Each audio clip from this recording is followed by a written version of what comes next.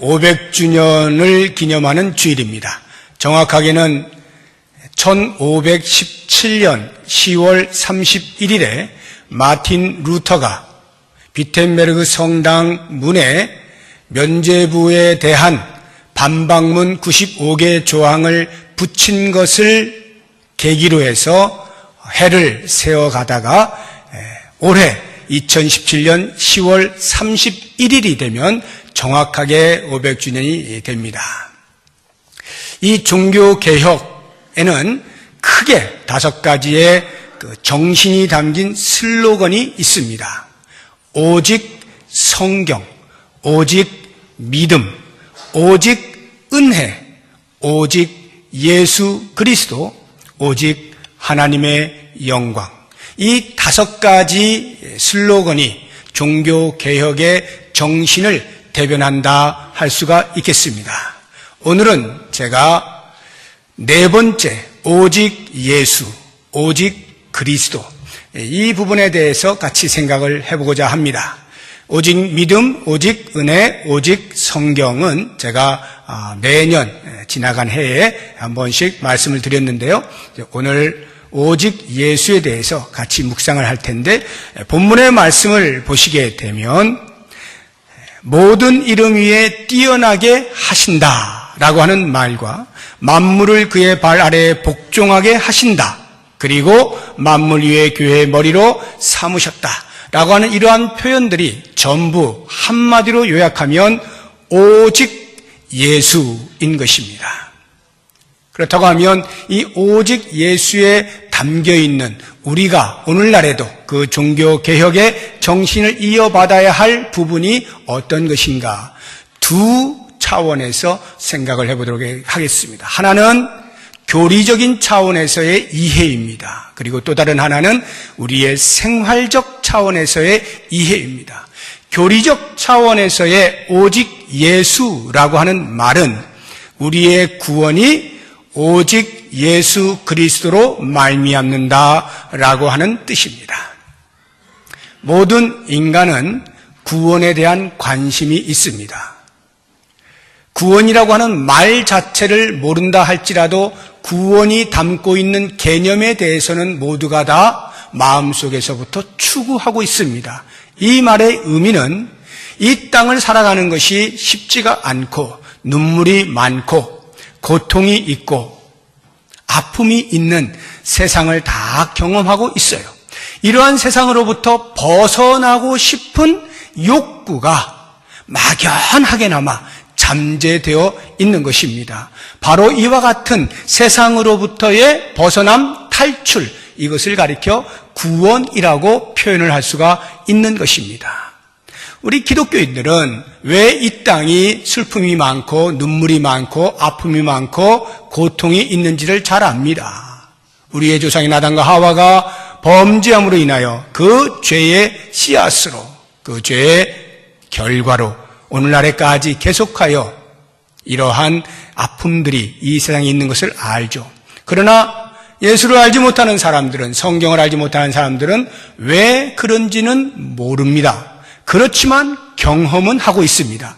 경험되어지고 있는 이 아픔, 한이 많은 세상으로부터 벗어나서 좀 더 좋은 세상, 아름다운 세상, 그런 아픔과 고통이 없는 세상에 살고 싶다라고 하는 막연한 기대감, 이것을 구원이라고 할 때 이러한 구원을 얻고자 하는 사람들의 노력들이 역사를 통해서 얼마나 많이 진행되어져 왔는지 모릅니다. 한편으로는 도덕적으로 조금 더 착한 일을 많이 해서 구원에 이를 수 있지 않을까라고 생각을 해서 우리는 그것을 적선이라고 말을 하죠. 선을 쌓아간다 이 말이에요. 그것을 통하여 혹시 내가 구원받을 수 있지 않을까라는 생각을 하는 사람들이 역사 속에 많이 있어요. 또는 철학을 통해서 깊은 생의 묵상, 명상, 사색의 잠김을 통하여서 이 세상의 그 아픔으로부터 벗어날 수 있지 않을까 노력을 하기도 합니다. 그런가 하면 그러한 구원의 요청으로 인하여서 이 땅에 종교가 발생하게 되면서 각 종교들은 전부 다 득도하는 일을 통하여서 구원에 이룰 수 있다라고 하는 주장들을 하게 됩니다. 어떠한 경로를 통해서든지 구원을 얻고자 하는 인류의 염원은 모두가 동일하다 할 수 있겠습니다. 이러한 인류의 염원은 전부 공통된 것이 내 힘으로 구원을 쟁취하는 것입니다. 이것을 자력구원이라고 해요.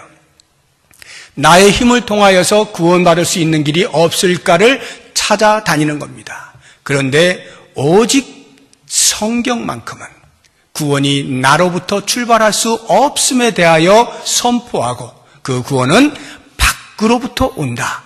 위로부터 온다. 그것이 바로 오직 예수입니다. 오직 예수 그리스도로 말미암아서만 우리는 구원을 받을 수 있다라고 하는 것이죠. 중세를 지나던 교회들, 기독교, 오늘날은 가톨릭으로 이렇게 표현이 되고 있는데, 가톨릭에서의 구원관이라고 하는 것은 믿음에다가 선행을 더할 때 가능하다라고 가르칩니다. 특별히 중세 시대에는 거기에 교황의 죄사함의 권세까지 더해지고 있습니다. 인간인 교황이 죄사하는 권세를 가지고 있는 거예요. 면죄부라고 하는 것이 바로 이와 같은 교황의 죄사하는 권세를 이용한 것입니다. 여러분들이 헌금을 하는 순간에 믿지 않고 죽었던 여러분의 가족들조차도 저 연옥에 있다가 그 헌금을 통하여서 교황의 죄사하는 권세로 말미암아 천국으로 옮겨질 수 있다라고 하는 성경에서 찾아볼 수 없는 교리를 가르치면서 헌금을 거두어 드렸던 그러한 모습을 봅니다. 바로 이와 같은 면죄부에 대하여 마틴 루터가 95개 조항에 달하는 반박문을 낸 것이죠. 그 가운데 87번째 조항을 보면 이렇게 표현이 되어 있습니다. 이미 전적인 회개를 통해 완전한 구속과 축복을 받은 이들에게 교황은 또 무엇을 용서하고 무엇을 축복하겠다는 것인가? 이미 그리스도로 말미암아 죄사함의 은총을 받아서 완벽한 그리스도의 자녀가 되어진 사람들이 또 무엇? 교황으로부터 죄사함의 용서를 받을 필요가 있단 말인가? 바로 이와 같은 정신, 성경으로의 회귀, 이것이 종교개혁입니다. 이것이 오늘날의 개신교입니다. 그래서 개신교의 주장은 한 가지죠. 오직 믿음으로 구원을 받는다라고 표현하고 있지 않습니까? 그런데 이 오직 믿음으로 구원받는다라고 하는 이 말도 사실은 굉장히 주의해야 할 말입니다. 이 부분에 대해서 벤자민 워필드라고 하는 20세기 초반까지 사시면서 프린스턴 대학, 미국의 프린스턴 대학의 신학을 집대성했던, 그 당시 프린스턴 대학은 보수였습니다. 지금은 많이 진보 진영으로 옮겨왔습니다만, 이 벤자민 워필드가 믿음으로 구원 얻는다는 말이 얼마나 조심해야 되는 말인가에 대해서 이렇게 갈하고 있습니다. 믿음이 그 가치를 발휘하는 것은 믿음의 대상인 예수 그리스도로 말미암기 때문이다. 우리를 구원하는 것은 그리스도를 믿는 믿음이 아니라 믿음을 통하여 우리를 구원하시는 그리스도 자신이시다. 그 말이 그 말인 것 같지만 아주 중요한 원리가 담겨 있어요. 우리를 구원하는 것은 예수 그리스도를 믿는 믿음이 아니라 믿음을 통하여 우리를 구원하시는 예수 그리스도 자신이시다. 다시 말하면 믿음은 우리의 구원의 근거가 될 수 없다는 거예요. 믿음은 우리의 구원의 수단이에요. 수단. 믿음을 통하여 믿음으로 말미암아 수단이지. 믿음의 근거, 우리의 구원의 근거는 오직 예수 그리스도이시다. 이렇게 표현을 하고 있는 것입니다. 이와 같은 가르침은 성경에서 말하는 것과 정확하게 일치하고 있습니다. 구원이 예수 그리스도로 말미암는다라고 하는 성경의 가르침, 많은 곳에 나오지만 대표적인 곳 한 3군데를 찾아서 같이 한번 확인을 해보도록 하겠습니다. 먼저 사도행전 4장 12절 말씀 같이 읽어봅니다. 다른 이로서는 구원을 받을 수 없나니 천하 사람 중에 구원을 받을 만한 다른 이름을 우리에게 주신 일이 없음이라 하였더라. 우리의 구원은 오직 예수 그리스도 그 이름이라. 로마서 10장 11절에서 13절입니다. 성경에 이르되 누구든지 그를 믿는 자는 부끄러움을 당하지 아니하리라 하니 유대인이나 헬란이나 차별이 없음이라. 한 분이신 주께서 모든 사람의 주가 되사 그를 부르는 모든 사람에게 부요하시도다. 누구든지 주의 이름을 부르는 자는 구원을 받으리라. 마지막 한 군데를 더 보겠습니다. 빌립보서 2장 9절에서 11절 말씀 같이 읽어봅니다. 이러므로 하나님이 그를 지극히 높여 모든 이름 위에 뛰어난 이름을 주사 하늘에 있는 자들과 땅에 있는 자들과 땅 아래에 있는 자들로 모든 무릎을 예수의 이름에 꿇게 하시고 모든 입으로 예수 그리스도를 주라 시인하여 하나님 아버지께 영광을 돌리게 하였느니라. 아멘. 성경은 너무나 또렷하게, 너무나 명확하게 우리에게 말해주고 있습니다. 구원은 오직 예수 그리스도, 오직 예수 그리스도 그 이름에 있다 하는 것입니다. 그런데요, 오늘날 이와 같은 성경의 가르침에 대하여 정면으로 반박하고 도전하고 있는 시대 정신이 있습니다. 우리는 그것을 가리켜서 포스트 모더니즘이라 이렇게 말을 합니다. 포스트 모더니즘, 모더니즘의 다음에 나온 포스트 또는 그래서 후현대주의 또는 탈현대주의 이렇게 번역을 하는데요. 이 포스트 모더니즘의 특징은 모더니즘을 부인하는 거예요. 모더니즘의 핵심, 중심이 뭐냐면 진리, 절대 진리가 있다는 것입니다. 모더니즘에서 강조하는 것이 절대 진리거든요. 그래서 이 성경을 꽉 붙잡았던 거예요. 그런데 포스트 모더니즘이 되면서 이 절대라고 하는 말 또는 유일이라고 하는 이런 말들을 싫어하고 배격을 하기 시작했습니다. 모든 절대에 대하여 상대화시키는 거예요.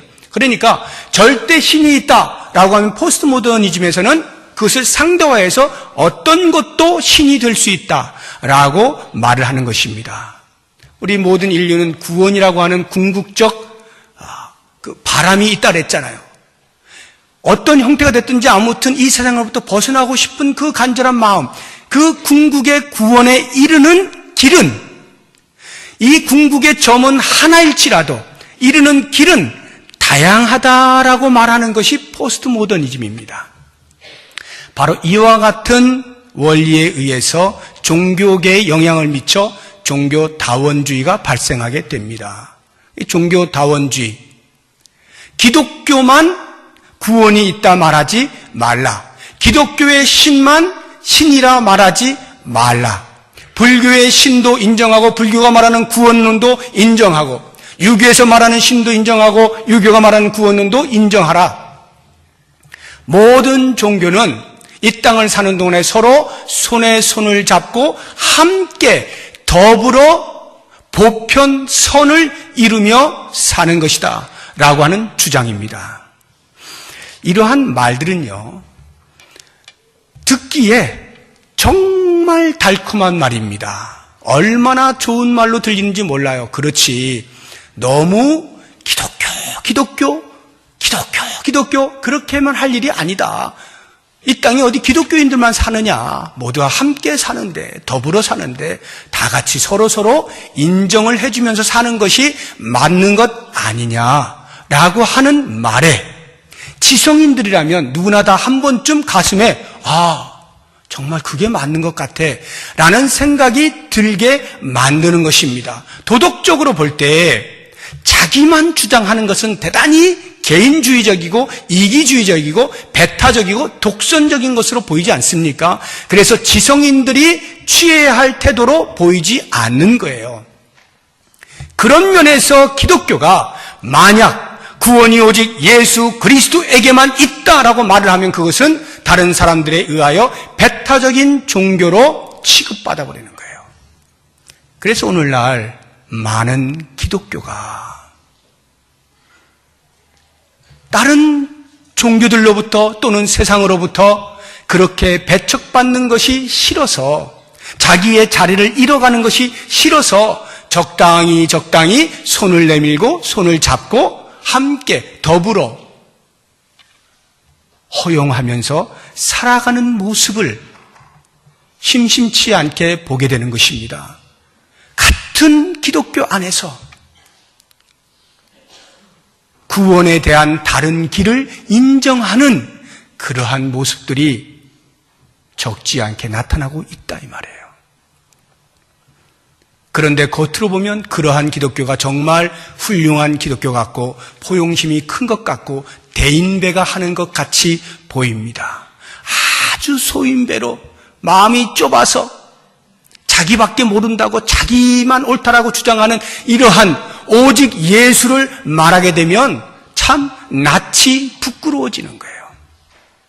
그런데 사랑하는 여러분, 우리는 그러한 세상의 평가나 세상이 말하고 있는 것을 기준하여 살아가는 존재들이 아닙니다. 우리는 성경이 무엇을 말하고 있는가에 따라서 우리의 신앙을 형성하며 사는 사람들이에요. 성경이 오직 예수라고 말을 하면 우리의 구원은 예수 외에 다른 길이 없음에 대한 분명한 인식을 할 수 있어야 돼요. 비록 그것이 다른 사람들에 의하여 너희들은 독선적이야, 너희들은 배타적이야 라는 지탄의 소리를 듣는다 할지라도 우리의 교리가 말씀에 위배됨이 없이 분명하다라고 하면 그 말씀을 붙잡고 서는 것, 이것이 종교개혁의 정신인 것입니다.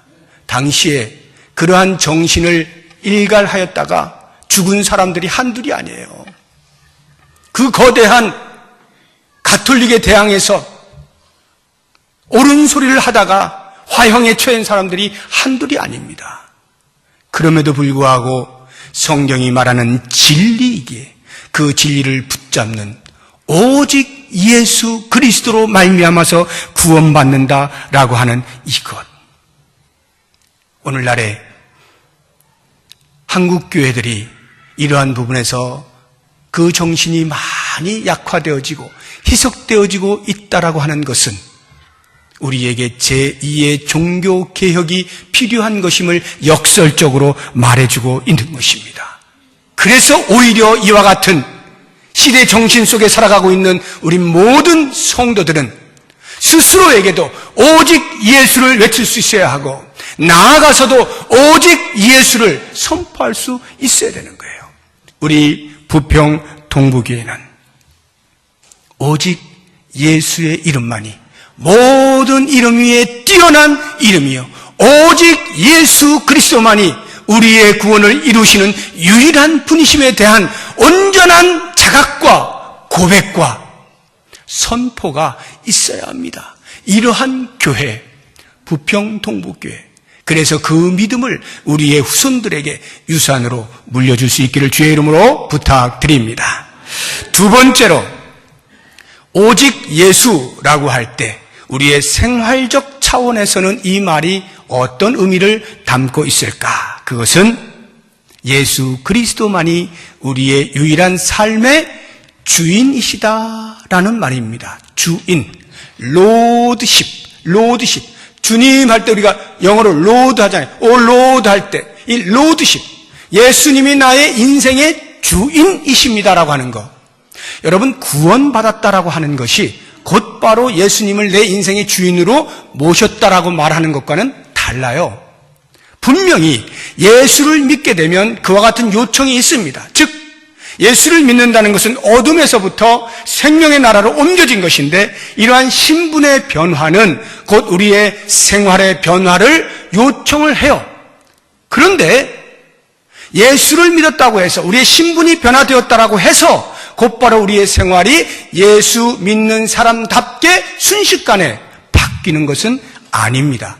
여전히 우리의 삶에 대해서는 퀘스천 마크가 붙을 때가 한두 번이 아니죠. 그러니까 오직 예수라고 하는 이 종교개혁의 정신은 우리의 삶에 있어서 전 영역에서 예수님을 나의 주인으로 섬긴다라고 하는 것을 천명하는 것입니다. 우리의 개인적 삶을 한번 돌아보시죠. 내 삶의 주인이 누구인가를 한번 여러분 스스로 이렇게 생각해 보세요. 내 삶의 주인이 누구인가? CCC라고 하는 선교단체를 아시죠? 이 캠퍼스 크루세이드 포 크라이스트라고 하는 이 CCC 대학생 선교회인데요. 이 대학생 선교회를 창시하신 분이 빌 브라이트 목사님입니다. 원래는 이제 윌리엄 브라이트인데 윌리엄을 이제 줄여서 빌이라고 이렇게 불러요.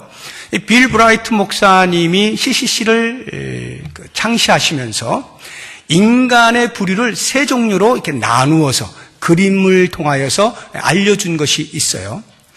하나는 그리스도를 모르는 사람, 비그리스도인. 또 한 부류는 그리스도인이긴 한데 아직 믿음이 약한 사람, 초보 신앙을 가지고 있는 사람.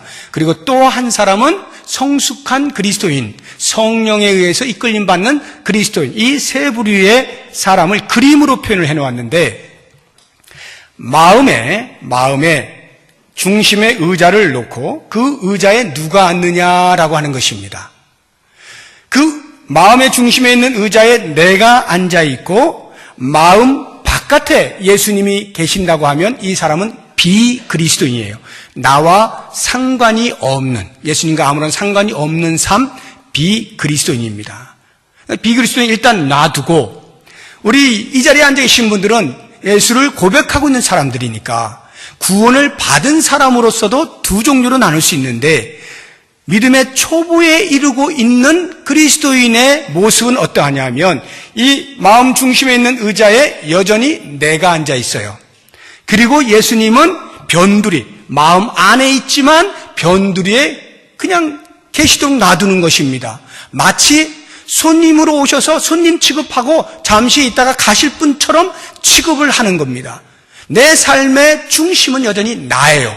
내가 내 뜻대로 하고 내 생각대로 하고 내가 옳다라고 여기는 것을 행하고 내게 유익이 된다라고 하는 것을 행하는 나 중심으로 사는 사람. 예수를 믿어 구원은 받았지만 여전히 그 삶은 생활까지 예수님께 맡겨드리지는 못하고 있는 그러한 모습입니다. 그런가 하면 성령에 의지하여 성숙한 그리스도인의 삶은 이 마음 중심에 있는 의자에 내가 아닌 예수 그리스도를 앉으시게 하는 겁니다. 주님, 이 자리에 앉으십시오. 제 중심에 앉으십시오. 저는 변두리에 있겠습니다. 주님이 저에게 말씀하시면 제가 순종하여 그 뜻을 이루어 드리겠습니다. 이것이 성숙한 그리스도인이고 그리스도인으로서 주재권을 주님께 드린 사람, 예수 그리스도를 주인으로 모신 사람의 모습인 겁니다. 모든 삶에 예수님이 중심이 되는 거예요. 그래서 이전에 내 중심으로 살았을 때는 어떤 사건이 있을 때, 어떤 일들이 일어날 때 항상 무엇이 나에게 유익할까? 어떤 것을 선택하는 것이 나에게 좋을까? 이렇게 생각을 했다라면 예수님을 중심에 모신 사람은 그런 사건들을 만나게 될 때 내가 무엇을 더 좋아하나? 나에게 무엇이 더 유익하나가 아니라 예수님이라면 이 상황에서 어떻게 반응하셨을까에 대하여 생각을 하고 묻는 겁니다. 주님, 제가 어떻게 하면 되죠? 라고 묻는 거예요. 이것이 바로 로드십이에요. 예수님을 내 삶의 주인으로 모시는 사람의 모습이라고 하는 것입니다. 교회는 어떻습니까? 교회. 오늘 본문의 말씀을 보니까 예수 그리스도를 가리켜 교회의 머리라고 이렇게 표현을 해놓고 있습니다. 머리는 온 몸을 통제하는 것입니다. 머리에서부터 모든 명령이 하달되어져서 손과 발이 움직이게 되어 있습니다. 영어로 컨트롤 타워라는 말을 많이 쓰고 있죠. 이 사회에서. 비행기 오르락내리락 하는 것을 통제하는 곳이 관제탑 아닙니까? 그 관제실에서 비행기의 이착륙을 다 조정을 하잖아요. 여기 말을 듣지 않으면 사고 나는 것입니다. 기업에서 컨트롤 타워라는 말 많이 씁니다. 각계 부서들이 있는데 그 부서들이 연합해서 어떤 일을 이루고자 할 때 중앙에서 통제하는 기관이 필요해요. 그것을 컨트롤 타워라 그러죠. 중앙 통제실. 같은 뜻으로 모두에게 하달되어져서 그 기업의 정신을 이루어내는 것, 기업의 목적을 이루어내는 그 역할을 하는 것이 이 컨트롤 타워죠. 정부도 마찬가지입니다. 정부에도 어떤 일들이 발생할 때 컨트롤 타워를 형성하죠. 그래서 거기에서부터 의지와 정신을, 뜻을 세워가지고 모든 각계 부처에다가 하달을 해서 일사불란하게 그 일이 이루어질 수 있도록 만드는 역할을 하는 것, 컨트롤 타워입니다. 이 중앙통제실, 교회의 중앙통제실, 예수 그리스도. 이 말의 의미는 교회됨을 결정하는 것이 예수 그리스도이시다 이 말이에요. 이 땅에 있는 모든 교회의 교회됨 누가 결정하느냐? 목사 아니고요. 장로 아니고요. 오래 다닌 사람 아니고요. 예수 그리스도가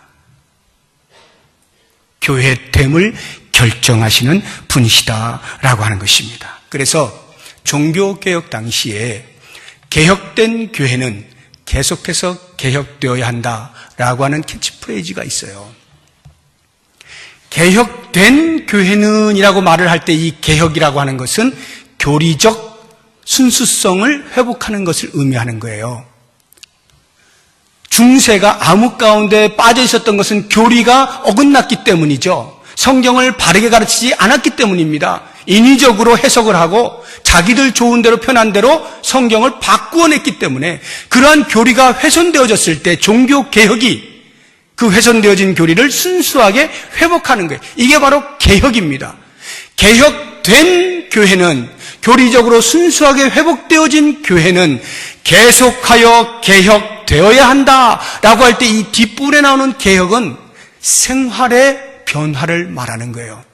교리적으로 순수하게 되었습니까? 그러면 그렇게 회복되어진 바른 교리를 붙잡고 있는 성도로서 거기에 걸맞는 삶을 날마다 살아내십시오. 계속하여 개혁되어야 한다. 이게 종교개혁의 정신이에요. 바로 여기에서부터 개신교가 나왔잖아요. 개신교가 프로테스탄트잖아요. 프로테스트라고 하는 이 라틴어에서 나온 말이에요. 프로테스트가 항의라는 뜻이에요. 항의. 저항, 이의 신청, 이의 제기, 이게 프로테스트예요. 프로테스트 하는 것은 단순히 교리가 잘못되었으니 교리를 바로잡자라고 하는 것으로서만의 항의가 아니었습니다. 당연히 그것이 포함되어지고 그것을 넘어서 생활 속에서의 프로테스트, 무슨 말이냐면 잘못된 교리로 인하여 발생되어진 교권주의의 폐해들, 얼마나 많은 백성들이 피해를 보고 사는지 몰라요. 그러한 것들에 대하여 생활 속에서도 바꾸어내야 된다. 생활도 변화되어져야 된다. 이것이 프로테스트예요. 우리가 바로 그 종교개혁의 정신을 이어받은 개신교도들입니다. 우리가 날마다 개혁된 교회로서 개혁을 해야 하는 이유, 우리의 삶을 끊임없이 주님께 내어드리고 주님이 우리의 주님이십니다라고 고백해야 하는 이유, 교회의 머리가 예수님이시다라고 고백해야 되는 이유인 것입니다. 만약에 예수님께서 교회를 통제하지 아니하시고 다스리지 아니하시고 목사가 교회를 다스린다면 그것은 목사가 아닙니다. 만약에 내가 주인이라고 생각하고 주인 행세를 하는 그 어떤 사람이 교회를 좌지우지하면 그 사람은 성도가 아닙니다. 교회는 예수 그리스도가 머리 되어져서 예수 그리스도가 주인으로서 우리를 다스리고 가르쳐 주시는 것에 따라 순종하는 것이 교회입니다. 만약에 목사가요, 하나님의 말씀을 제대로 연구하지 아니하고 제대로 깨닫지도 못하고 적당히 하다가 그저 좋은 말 내가 하고 싶은 말, 목사가 하고 싶은 말 하면요, 여러분은 프로테스트 해야 돼요.